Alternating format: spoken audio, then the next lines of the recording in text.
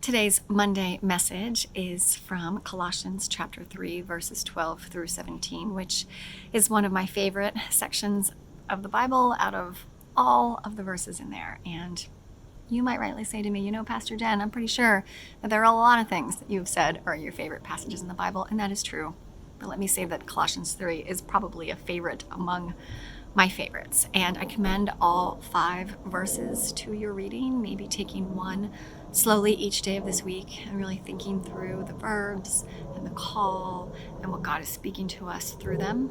But for today, I'm going to read the first, chapter 12, and the last, chapter 17. And here they are. As God's chosen ones, holy and beloved, clothe yourselves with compassion, kindness, humility, meekness, and patience. And whatever you do in word or deed, do everything in the name of the Lord Jesus, giving thanks to God the Father through him. The word of the Lord, thanks be to God.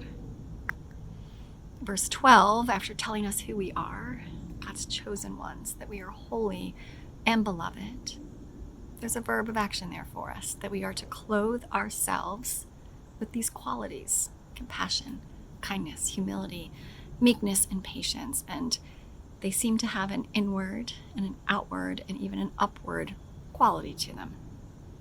Those words are states of being and ways that I can treat myself, but they also make demands on my actions and my actions outwardly towards others. But then I think they're also about how I relate to God and how God relates so faithfully to each one of us.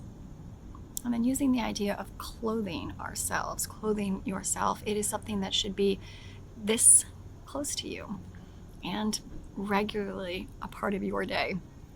And then they can be sort of like a recognizable uniform, that as followers of Jesus, when we clothe ourselves with those things, that people would be able to recognize that we are following the call of Jesus.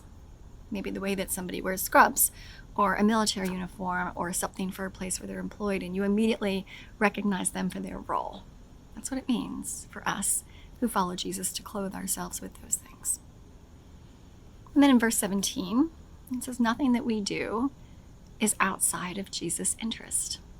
And whatever we do in word and in deed, and it is the word do that relates to words, because words are things that we do along with our deeds, and they relate to other people and whether or not we are treating them with that compassion and kindness and humility and meekness and patience in our words and our actions. And a verse like this tells us that Jesus has something to do with all of those moments of our lives.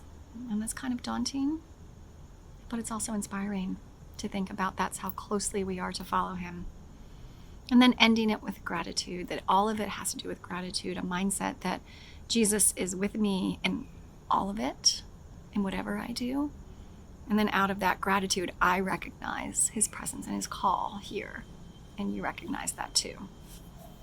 I think gratitude, doing things, giving thanks to God the Father through Jesus in all things, is part of the call too, even the hard ones, because we know that we are never left alone in any of them, that whatever we do matters to God.